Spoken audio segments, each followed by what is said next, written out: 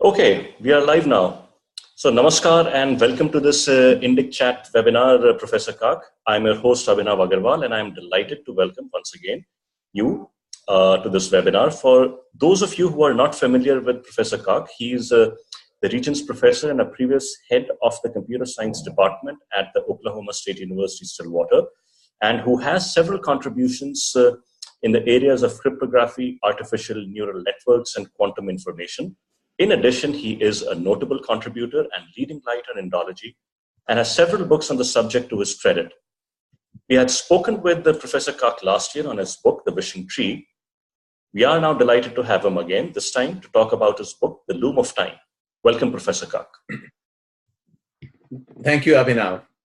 So your book, Loom of Time, that published in late 2016, early 2017, you write it's one of your most ambitious books, and you write that that reality is generated in a recursive fashion and you use this insight to illuminate many puzzles of history and culture.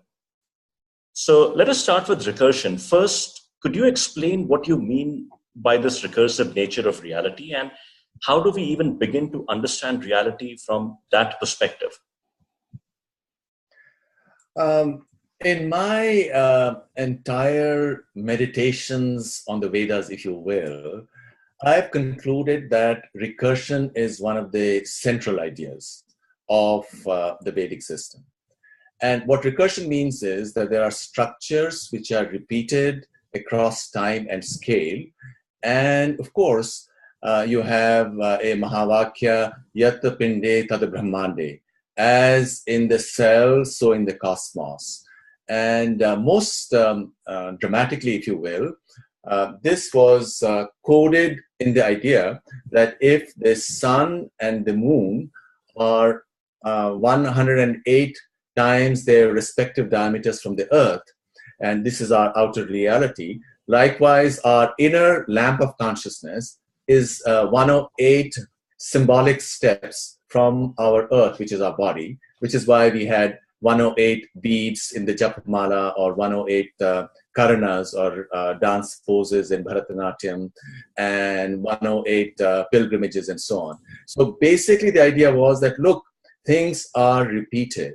And even in the idea of Samudra Manthan, or Amrit Manthan, right? You have the Devas and the Asuras, who are respectively our spirit and our body, embodiments of, in a constant churning, which is what creates all the wonderful possibilities. Likewise, there's got to be a constant churning within each individual, as far as the individual's sense that he or she is the spirit, or he or she is the body. And without such churning, you cannot obtain special or extraordinary insights. And if one tries to look for unitarity within oneself without looking at the actuality of the deepest unitarity expressed in this duality, there's got to be a duality. Without that, you cannot obtain amazing insights. So this is a constant theme, and this is a theme which helps us understand a lot of things, including what's going on in world affairs. You know, just a few years ago, 20 years ago, you had Francis Fukuyama write a book, The End of History, suggesting that now the Soviets were done and America and the West had triumphed, things would be all perfect. But that is in error, as we see now, with all the crisis that is taking place both in Europe and the United States. Absolutely, and I'll say that in your book, some of the statements are like riddles. For example, in chapter 2 and paragraph 5, you write that intentions, and I quote, "intentions cannot belong to the world of objects because they would then be subject to causality and thus not be free. They must transcend space and time and be a part of the order underlying recursion." Now, I have to admit, I felt like I was back in school inside, sitting in class, attending an electrical engineering and circuits lecture.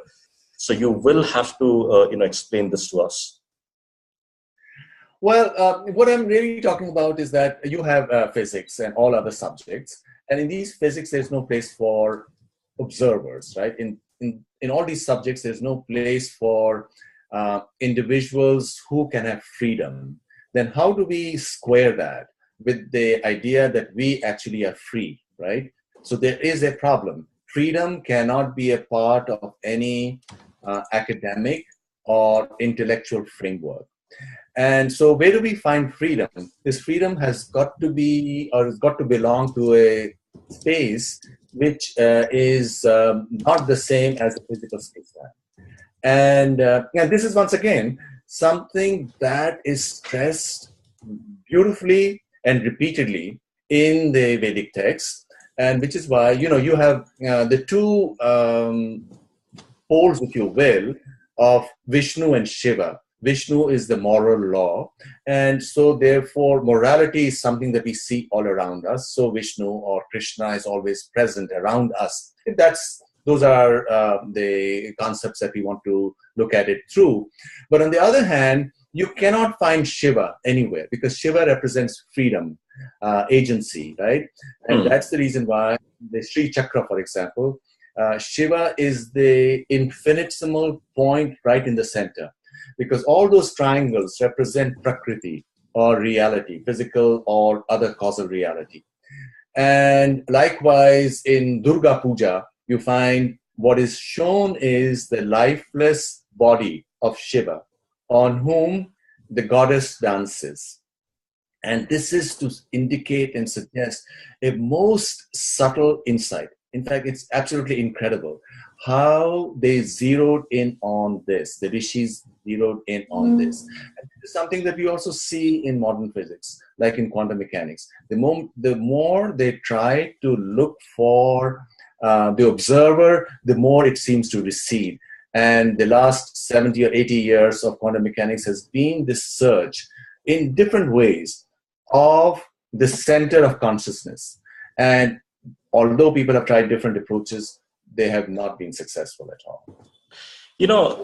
This brings me to this very fascinating excerpt I saw from the PBS documentary Closer to the Truth, and which you tweeted a link to, where you talk about the collapse of the superposition of the physical state as a result of the observer trying to observe that reality, or more accurately, you say the consciousness of the observer.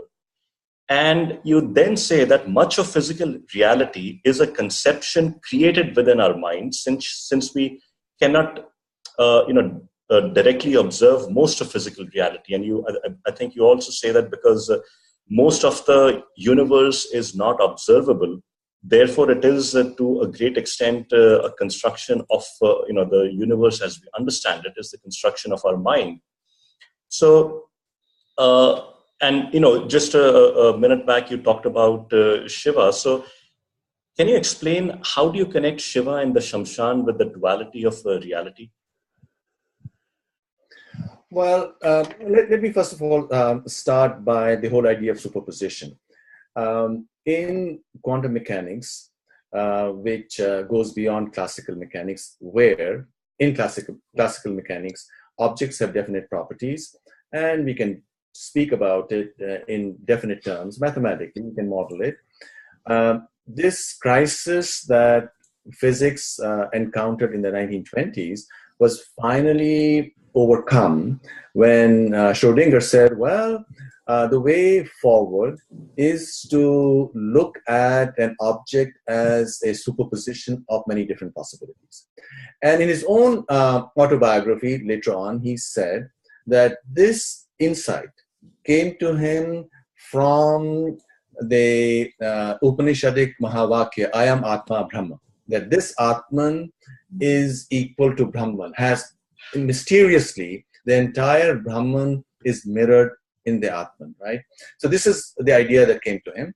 But having said that, the mind insists that things are discrete and separate, right? And therefore, our mind constructs its maps of reality and our understandings in discrete structures. So what one is trying to say here is that, look, reality is not discrete. Reality is not separate. It's not local, because classical physics is local. Things are isolated. In reality, they are not isolated. And there is a certain veil which falls on this true nature of reality, which, of course, in our tradition is called Maya, right? Which I wrote a technical paper on it 2 or 3 years ago, and I called it the principle of veiled non-locality. And so our mind then throws this cloak, so to speak, on reality as we see it. And in order to really be connected to the true nature, a certain unveiling is required. There is another way, another figurative way one can look at it. You know, the great image in the Bhagavad Gita or Kathopanishad is of the individual, the self, sitting in a chariot, right? With the charioteer next to him, who is Krishna in the Bhagavad Gita. But the individual is sitting facing backwards, sadly. And how do we see that? Neuroscience has shown that all our conception of agency are delayed by a few hundred milliseconds. So could you the decisions are could you clarify? Professor, could you clarify that for our viewers? So first, as you said, that the individual and the charioteer are sitting with their the charioteer is sitting with his back to the individual, and the second point you said, right? The charioteer, of course, is facing forward. Krishna is facing forward, if we use that phraseology. And we are, like in the Tanga of North India, when, 40 or 50 years ago, we are facing backwards. And what does that really mean? Neuroscience, and these are very important results which came up about 30 or 40 years ago. There was this test where this neurosurgeon asked the patient, because the patients are not under anesthesia when brain surgery is performed because there are no pain sensors in the brain. So he asked the patient to press a button at whatever time he wanted, and the activity in the motor cortex corresponding to the finger was recorded. Now, you know how much of time electrical impulses would take going from the finger to the motor cortex point, and both ways, right? When that time was subtracted, it was discovered that the impulses had already started building up in the motor cortex a few hundred milliseconds prior to the moment the individual thought he was taking a free decision. So that most of what we do is determined by our senses, right? And our senses are driven, they are on an automatic, all right? And then we think that we are being free. So then the challenge is, in other words, now we are talking of something more deeper than just living the way we normally do, because living the way we normally do, we are driven by our past, by our history, by our culture, by our expectations that people have of us. So the challenge, in order to break through this veiling that is on that recursive connections that we have, which we do not touch upon, is to, so to speak, turn our body around so that we are looking at the future the same way as the charioteer. And that's when we are one as the charioteer. That's what the Vedas, that's what the rishis say. Find yourself. Once you find yourself, then Atman will be Brahman, right? Then you would have turned yourself into divinity. So this is a kind of a modern take on this, if you will. Interesting, fascinating. So I'm going to get into more specifics now. And you talk about parallels in history, and you say that what happened in Kashmir with what happened in Kashmir with migrants in the 13th century is being repeated in Europe Now, first of all, I'll request you to tell to our viewers, a little bit of background to this. And the second is that, is this really recursion or is this repetition or iteration? Because the difference might be subtle, but I think it's important to shed light on why you really see this as recursion, or do you see this as repetition? Well, it's both recursion and repetition. Recursion, when you look at Kashmir, is a small place. It's just 1,000 square miles in area. But when you go back into history, you discover that what happened was that at that time in Central Asia, there was a lot of disorder. So people came in, migrants came in, and at some point, then the migrants seized control of the instruments of the government, right? Now, I'm not saying that one should not be humanistic. One should have compassion. One should help migrants or refugees, and Europe should definitely do that. But what is happening on a much larger scale compared to what happened in Kashmir, or what happened probably in Afghanistan and many other parts of Asia, where the Vedic ideas had been a part of the ancient history, whether one calls them Vedic or not, ideas which are similar to Vedic ideas, with a certain fundamental unitarity at the basis of reality. One sees that the same thing is happening, and what the takeaway from this examination of history is this: that that if there is a certain fundamental disparity in worldviews, which is going to create problems later on, what the host should do is to be aware of that fundamental disparity. So the main point that I'm trying to make here is that it's wrong and erroneous to believe that all views are identical, that it doesn't really matter, that history doesn't matter, that culture doesn't matter. All human beings are fundamentally the same, I do acknowledge, but culture does matter and history does matter.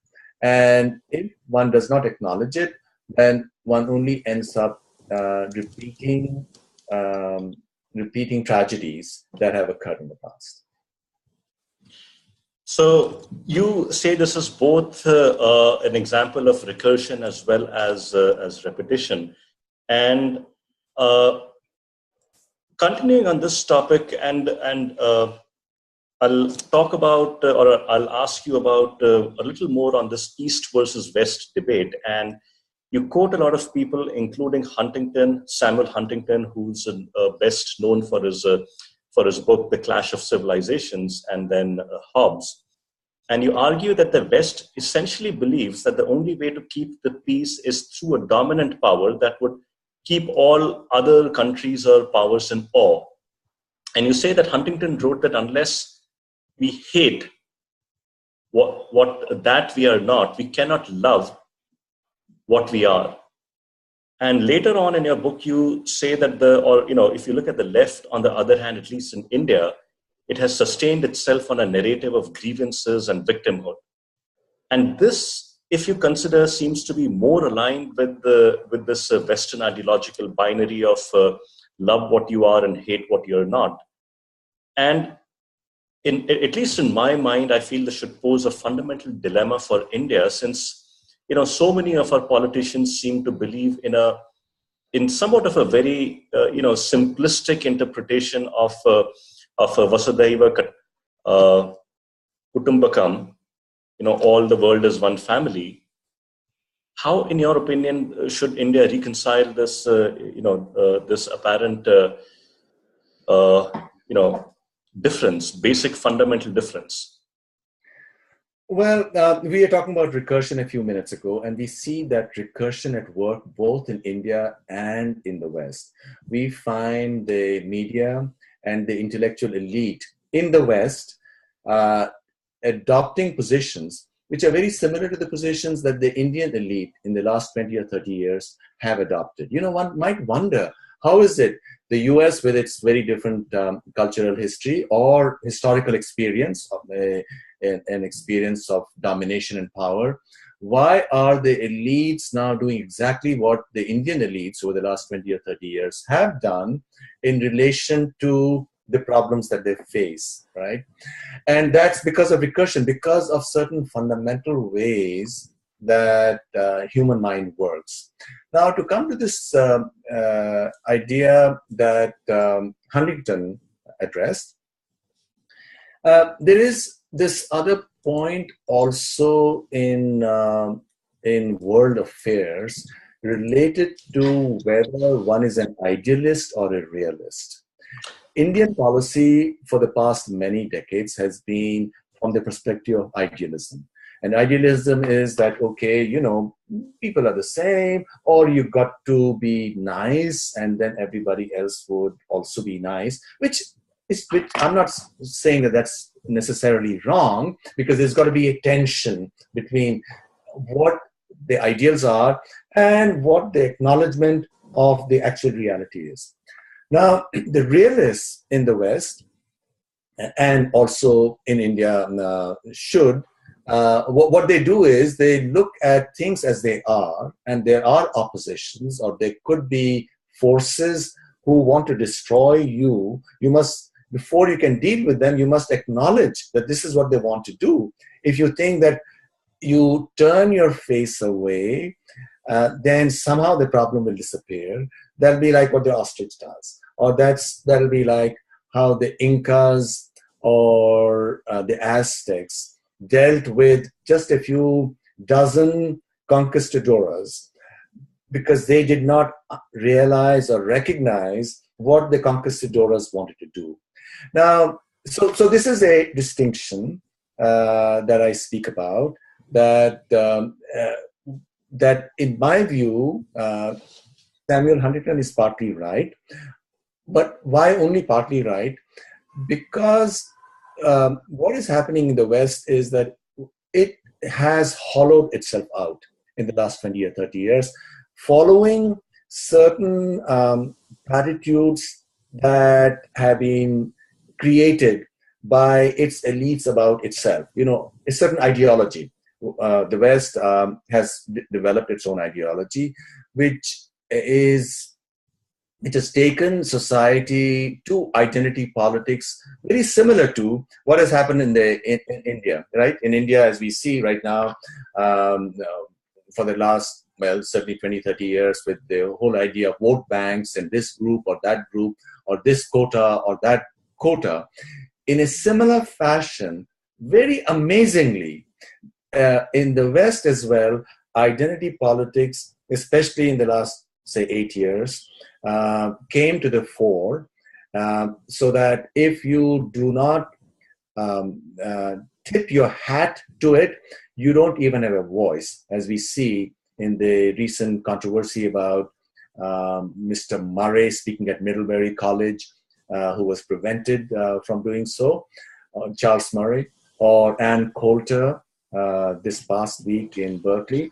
So we have these parallels. Now, just to complete that point about why Huntington is only partly right. The hollowing of the Western perspective has occurred because of the endless repetition of the idea that everybody is the same and culture doesn't matter. And that was driven by the sense that, well, there were victims in the past, and you can prevent those tragedies from repeating if you do not allow a similar attitude of domination and so on, right? So if you look at everything in a level playing field, and besides, you have to make amends for what happened in the past, and therefore you have to have safe spaces, and you cannot discuss certain things, right? And so I think something similar has happened. So in many ways, what is happening in India is not really all that different from what's happening in Europe and the United States. And it's all not completely acknowledging facts as they are. And until such time that you do so, you would not know how to take the next step correctly. I have a couple of follow-up questions on this, because it's a very, very, I think, pertinent topic in India also. But the first question that I have is that to what extent do you think academia plays a role, either as an influencer or as as a battleground for the formation of these ideologies? Because you took the case of Charles Murray or Ann Coulter, who was prevented from, I believe she didn't end up speaking at Berkeley. And there is some amount of literature also in the field that says that how American academia was systematically taken over by a certain leftist ideology over several decades. Do you think this is in fact true, given your experiences or what you have observed in the US? And secondly, do you think this has been exacerbated in the last 8 years, this sense of identity politics in the US? Well, it certainly is true, because young kids spend many years in college and school. So the curriculum at school and the curriculum in college does influence the views of these impressionable young people. And the same thing happens in Indian universities, which is something that people, let's say in the early 70s, when JNU, for example, was created, the ones who wanted JNU to have a certain structure recognized that. And the excitement of learning new things can be like that second birth. Traditionally in India, you had certain ritual where you got connected to your teacher, which is called Janeu in North India, right? So the university entrance and you're walking through it is like that second birth. And therefore, you'll find that a lot of people who come out of the university are so shrill, they're so angry, followers of whatever ideology that they have embraced, right? Because one can acknowledge that different perspectives have their own value.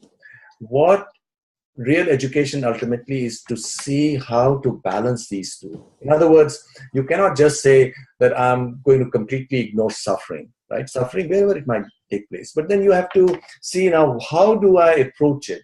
How do I solve that problem? And so in any event, there are tremendous parallels again, and what has happened in the United States and in Europe is because elites have taken control of the narrative in the schools and in the media. And in many ways, Mr. Trump's election, given, is a kind of a reaction to it, and which is astonishing, because here is a person who is not able to articulate very clearly as to what he believes in, and he's bombastic, and in certain things he's really crude. But people were so fed up, at least many people are so fed up, that who are not enthralled, if you will, of these ideas which are being disseminated through the media. And they said, well, enough is enough. Now, I'm not saying that this is what is happening is clearly where things should be going. And similarly, in India as well, I think a lot of thinking, reasonable people wonder, why aren't people seeing things for what they are? Why are they only talking about something that ought to be, which is the ideal position, right? So, in other words, tremendous parallels. And I'll continue on this thread for maybe one more question, and that is that when you talk about, and in your book you do talk about the left and the right in India, and you write that the right in India is confused about its role and mission. You say that it is reactive, and its politics is driven by tactics necessary to win political power. Once in power, there is little that differentiates it from other political parties. And I thought this was a stunning insight, because at least for many right-wing supporters, this statement will ring, unfortunately, very, very true today. And to my question therefore becomes is, and it's a follow up to what you were talking about earlier, is that how does if this is indeed the case with respect to the left and the right wing, then if the right is in power, isn't it its responsibility to try and correct some of the distortions that have crept into the Indian educational space? Because we have basically, for at least the last 3 years, we have not seen even an acknowledgement that there needs to be a correction. Absolutely. What the right has been doing or has done at many different places is to say, okay, now all these excesses took place. But the moment they've gotten into power, well, they just say, okay, now we're going to be running things in a different way. But ultimately, institutions have their own logic, right? And therefore, things generally continue the way they had occurred before. And there might be some cosmetic changes here and there. The problem, I think, is that if we let's say we talk about India once again, the whole thing is to go back to the very heart and essence of India. What is India?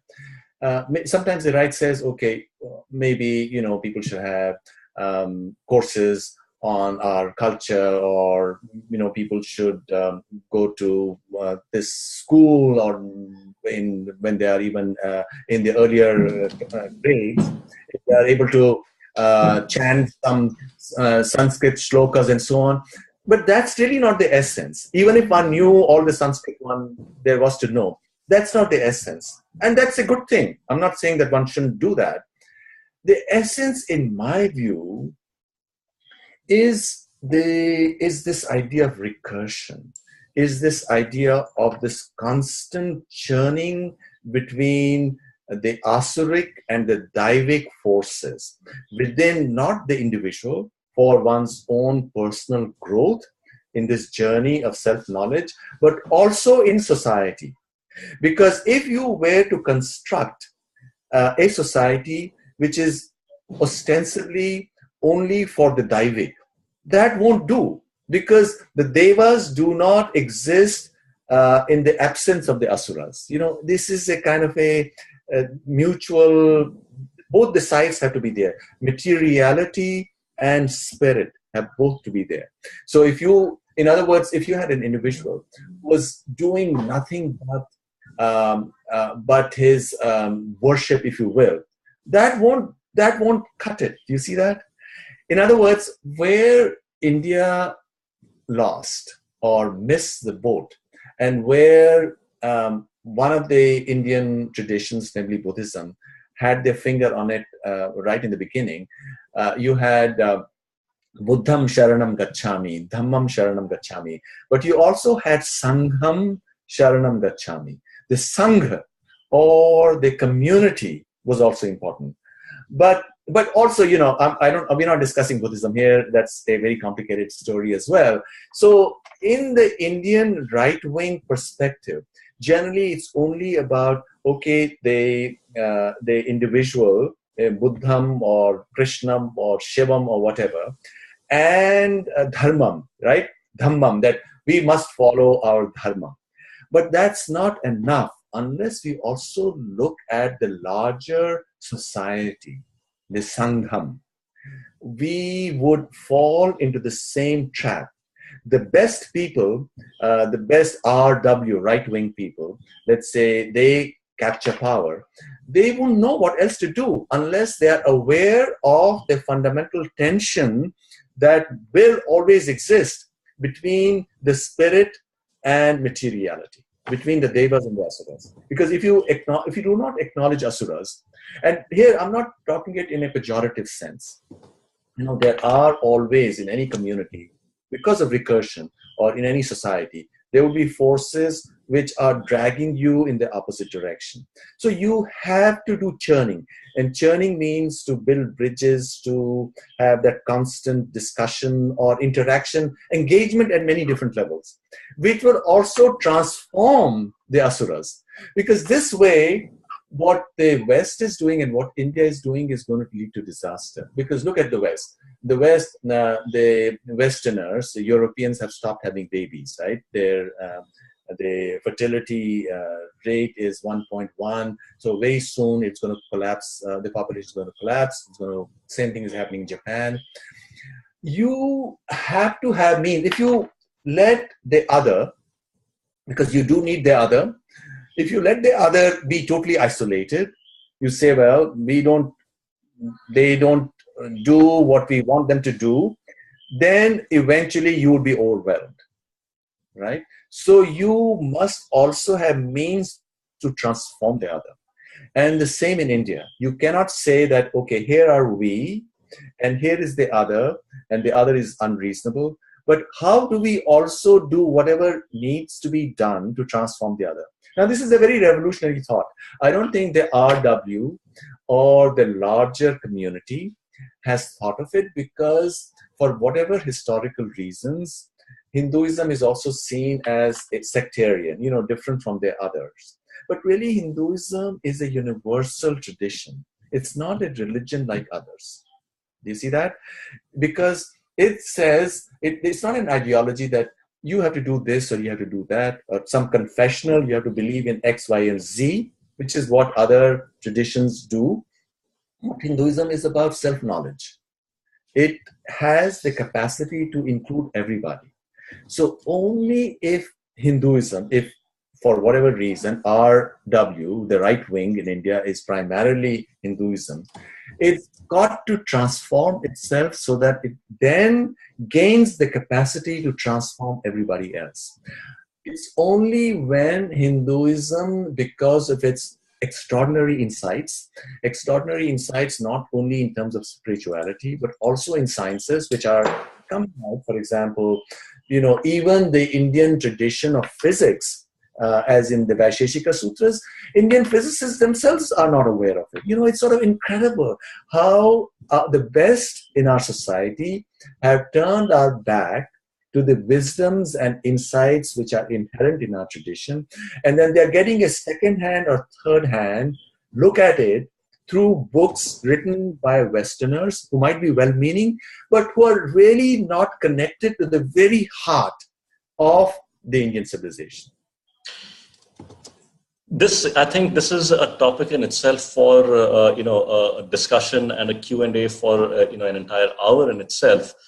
I'll stick with this for just one more question, and I'll go back to your book, and you say that, and I quote, "In the practice of power, science or the institutions associated with it bend before dogma. We saw this in medieval India, and we are seeing it in Europe." So first of all, I'll ask you, can you give examples of what you mean that in the practice of power, science bends before dogma? And the second question that I have is that in the context of Europe, were you alluding to in some ways the beginning of the so-called Dark Ages in Europe that was caused by the rise of the coming to power of a very militant Christianity that oversaw, the destruction, or at least the bending, or actually the destruction of the famed Library of Alexandria, and Europe in some ways closed itself to science for almost 1,000 years still, and the revival of science really began when the Jesuits, took back the works of Indian scholars to Europe.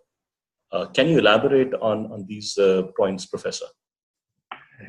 Yes, Abhinav, I agree that the Dark Ages in Europe were set in motion, if you will, when Christianity triumphed, because it is a dogma which in Christianity eventually it embraced Aristotelian view of the universe, but that was a fixed view. And until such time that in Italy and elsewhere, with Galileo and others, people started questioning what it was. And only when Europe embraced its own pagan or pre-Christian past, and it embraced it with a total fullness in the 18th and the 19th centuries, was it able to then go beyond. Now, I will not talk about, I don't necessarily agree that it were the Jesuits who brought back stuff from India to Europe, as some people have claimed, which created or which started the Renaissance. That is a complicated matter as to what role the Jesuits had in that.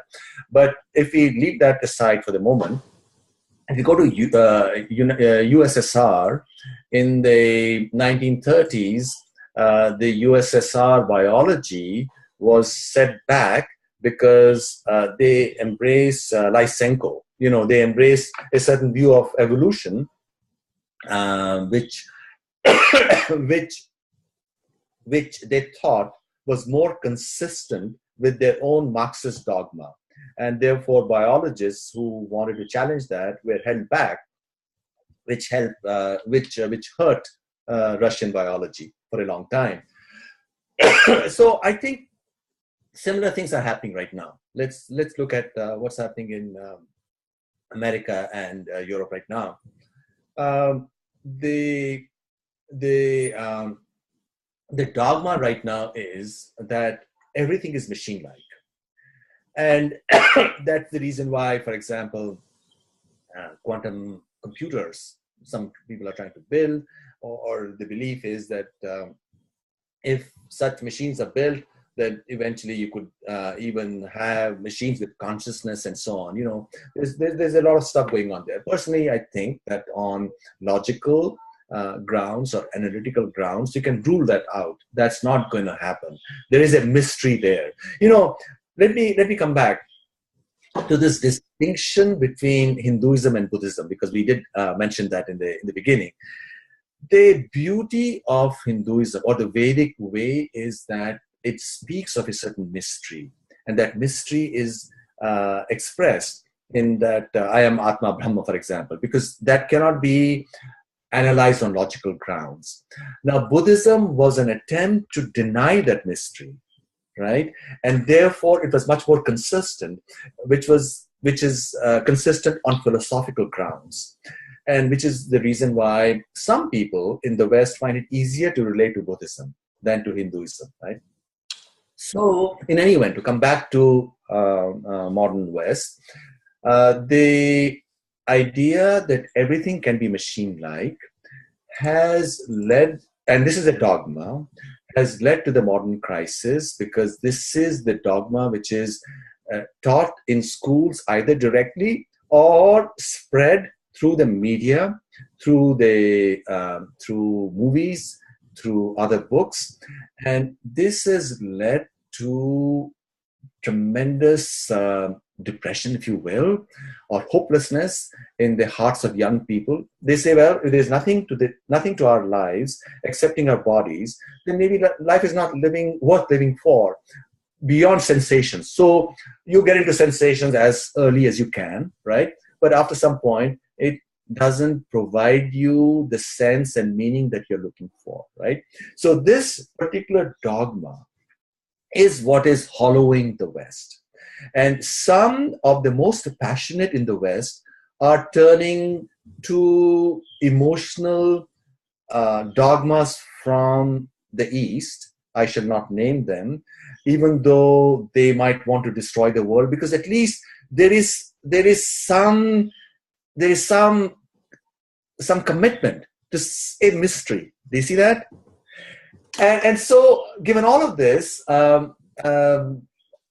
personally, I think this is the time for the universal idea that the rishis came up with, which is non-sectarian, which I think has in it the capacity to address the modern crises that are taking place. A crisis set forth by increasing automation, because humans are going to become redundant, right? Most of what we do normally will become replaceable by robots and other individuals. And the question would be, who are we? What are we to do? How is society to be taken in one direction or the other? Do we follow the Western elite guy whose intuition is that really we are nothing but machines, and somehow what we have to do is to make people live through life through sensations. I remember something very interesting I came across on TV in the late 1980s. And this was a program, there was a dean from the College of Education at Harvard University. In this discussion, she was saying that, look, we in the West want children to have sex sooner, maybe not at 13, but at 12, because in Scandinavia, they have it at 12 and they have less aggression. So Americans or Westerners have had a lot of aggression, which is why we have had this bloody 20th century. In order to forestall that in the next century, if somehow things are so arranged that young people can start engaging in sex, right, at 12 or even sooner, then that aggression would go away, and therefore society will be organized. In other words, they're looking at bodies, that is individuals, as nothing but bodies, like what other animals are. But what the Vedas address is a certain mystery. And there is a lot of stuff, a lot of counterintuitive stuff which you cannot understand from the machine paradigm, which can be a discussion, a long discussion, all the counterintuitive stuff that we have related to the speed of light, related to other stuff in the Puranas and so on, which sadly Hindus or Indians themselves do not understand or misunderstand. If only we were to decode it, I think here we have an extraordinary framework, and we are not speaking of it just because we are being, let's say, narrow-minded that it came from India. It doesn't really matter where it came from. It is a kind of a universal wisdom path. And right now, more than ever, we need it, not because the West has not had its own tradition of wisdom, and there have been sages in the West as well, but right now, the Western academy, the Western media, the Western intellectual space has been captured by people who believe that there is nothing like the spirit, and we are nothing but our bodies, which is in a tragic way leading to drugs, opiate addiction. People are dying, they're dropping like flies, and they're dropping like flies because they say life is not worth living. This is the whole topic on and how academia has a role to play, I think is worthy of an entire session in itself. I'm going to talk about, you referred to how in the Soviet Union, they went off on a wrong, sort of a wrong track, orthogonal to the theory of evolution. On the other hand, you also have the example of the table of periodic elements by Mendeleev, and you had written in Swaraj magazine that he was, this was inspired by Sanskrit. And do you want to tell our readers what you mean, our viewers, what you mean by that? There is some, I'll let you talk about it. Okay. Well, in the 19th century, some of the smartest people in Europe were attracted to India because the Europeans discovered India in their imagination, and they found all this amazing stuff. Even Voltaire, for some time, they thought that India was the place where everything came from. And then there was a reaction. There's all this churning. You firstly say great, and then you turn back. And then they said, well, it actually, the Indians themselves were Europeans who moved into India, and then this whole conception of Aryan invasion theory, etc., was formed, and then Indians embraced it, and then they thought that they were sort of inferior. And you have even Jawaharlal Nehru in his autobiography and Discovery of India as well, mentioning somewhere that Indians felt that they were, way down, maybe the sixth or the seventh in this hierarchy of peoples in terms of their ability for various racial reasons. So in any event, the 19th century was when India was this great beacon of light, and the smartest people were doing Sanskrit. And Mendeleev himself was not a scholar of Sanskrit, but his friends were. I think he was at that time in St. Petersburg. And he looked at the Aksharmala of Sanskrit, which is a two-dimensional thing. And at that time, there were certain questions related to certain elements as to whether there are going to be certain other elements related to these with certain properties. But the moment this fundamental intuition or insight that, well, just as uttered sound is two-dimensional, perhaps uttered atoms also have a two-dimensional structure. And it was that insight that he held on to. And in fact, once he had this insight, he postulated 5 or 6 different atoms, which he gave Sanskrit names in terms of Pratham, Dvitiya, and so on. And then later on, they were discovered, which is what sealed his model. Then people said, yeah. And then the Europeans and Indians themselves forgot that the inspirational point was the Aksharmala. Now, of course, just to tie this thought up together, one of the most astonishing insights that you have from the Indian sciences, sometimes in India, people conflate sciences with bhakti. We have the Indian Shastras, which are absolutely incredible. The Shastras, for example, Vaisheshika, or Nyaya is logic, or Sankhya is creation, both at the individual and the cosmic level. Or you have yoga. And yoga, as we know, is conquering the world. Even in Iran, it's one of the most popular things going on. And yoga is really, what is yoga? Yoga is Hinduism in practice, right? And then you had Purva Mimamsa, which was tradition, and Uttar Mimamsa, which was Vedanta. The whole idea was, these are all sciences. There's no divinity, etc., which is brought into this. On the one hand, you had Nyaya, which is words and their structure, right? Logic.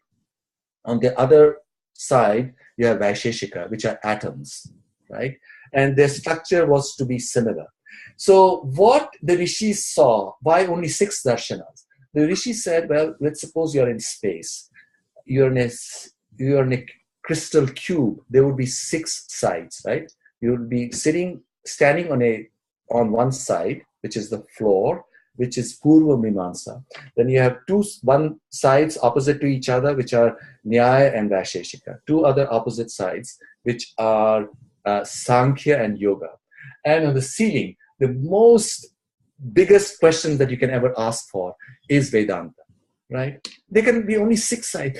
Why don't we celebrate it? Isn't this extraordinary? The more you think of it, one can speak with Schopenhauer, the great German philosopher, or the transcendentalist from America, who said, when we are depressed, when we are down, there is nothing as inspirational as the Upanishads. And why are we not connected back to the Upanishads? To inspire ourselves, to inspire our children, and to be fearless. What can I say, Professor? This is the tragedy of modern India. The more we have striven to become scientific and modern, I think the more we have actually gone farther away from the roots of what can actually define modern society.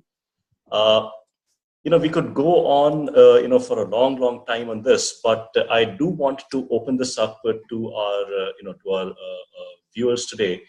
And we'll take any questions if we have a few very distinguished, participants there. So what I have done, everyone, is I've unmuted you, so you can go ahead and ask questions. If you can, if you want, you can switch on your video. But in either case, please go ahead and if you have any questions.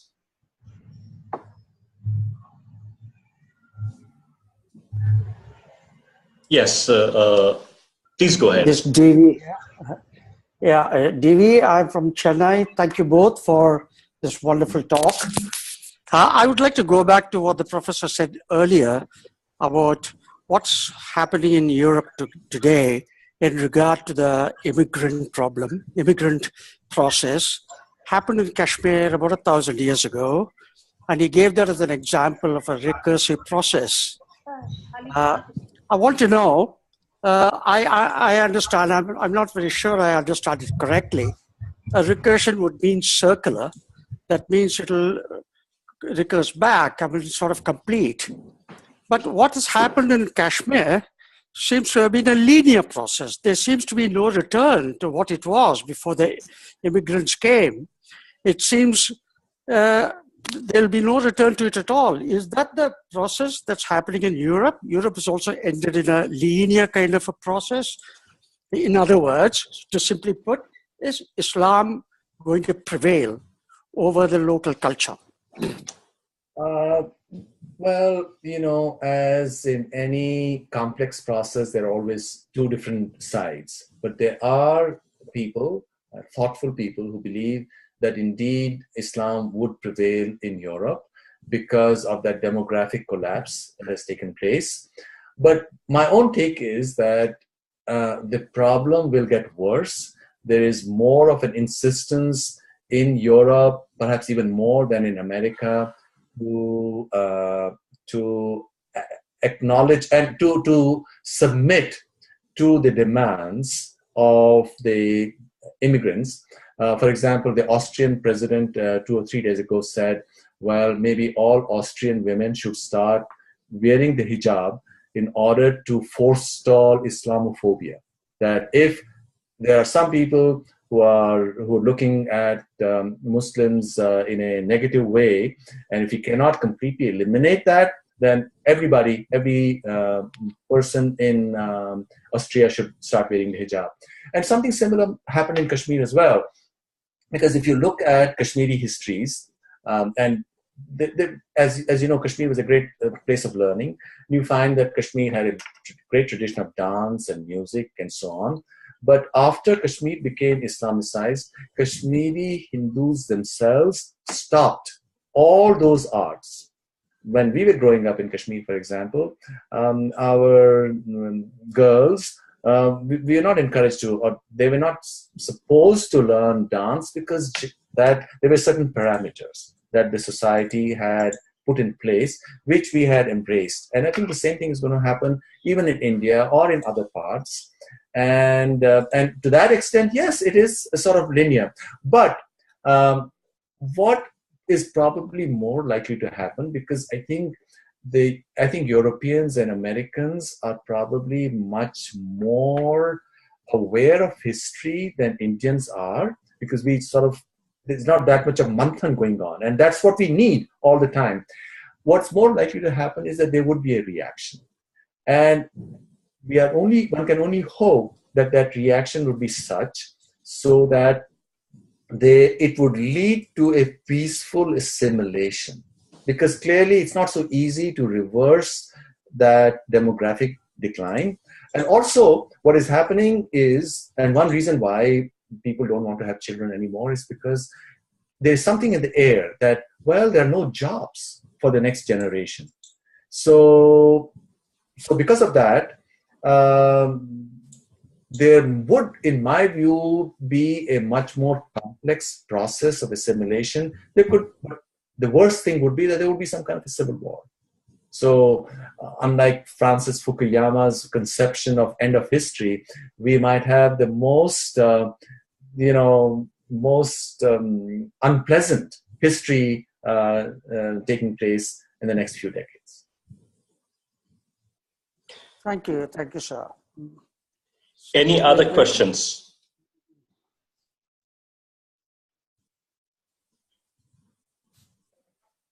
I'm sorry. Yeah, please go ahead.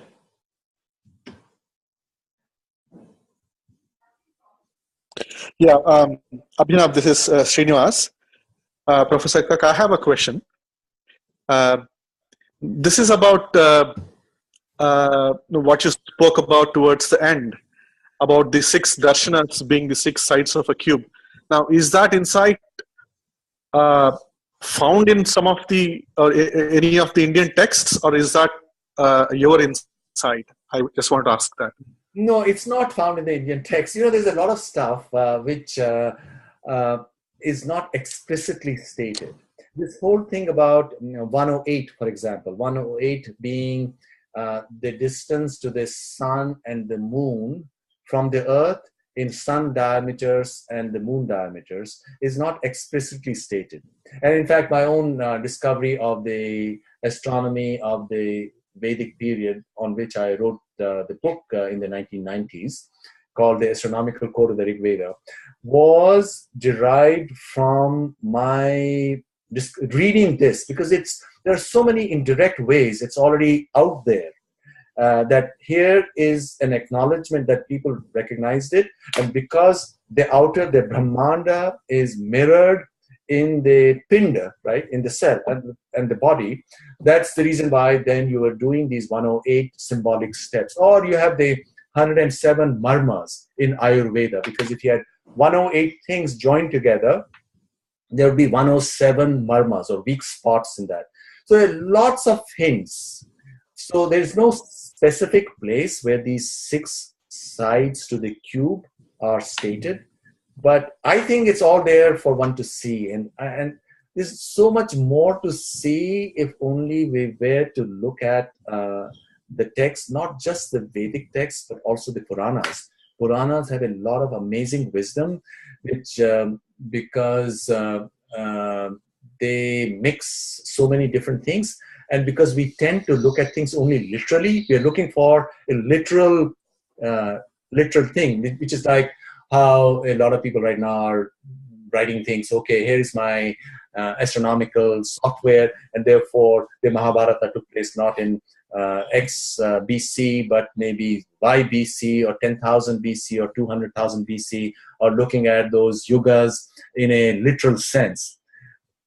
I think a lot of that is sadly a waste of thing, because you've got to bring in evidence from so many different places, so that it's all interlocking. We can't just do things because they tend to push the ages further and further back in time. You've got to have everything interlocking. There are other evidence, for example, the genealogies in Brihadaranyaka Upanishad and other Puranas, which also must square with these reassessment that some people are trying to attempt. Thank you, Professor. Okay, we may be able to take one more question. If not, then I'm going to close this today's Indic Chat webinar, and we will put this up on YouTube to be available for everyone, and also share a link out. So if there are no more questions, going once, going twice, going thrice. Professor Kak, thank you again. Thank you. Really enjoyed it. Wonderful. Thank you. Thank you for wonderful. Thank you, sir. Thank you. Thank you. Thank you very much. Thank you again, and thank you, Professor Kak, for this fascinating, set of answers you gave. And thank you, everyone, for joining in today. Thank you. Good evening and good morning. Thank you.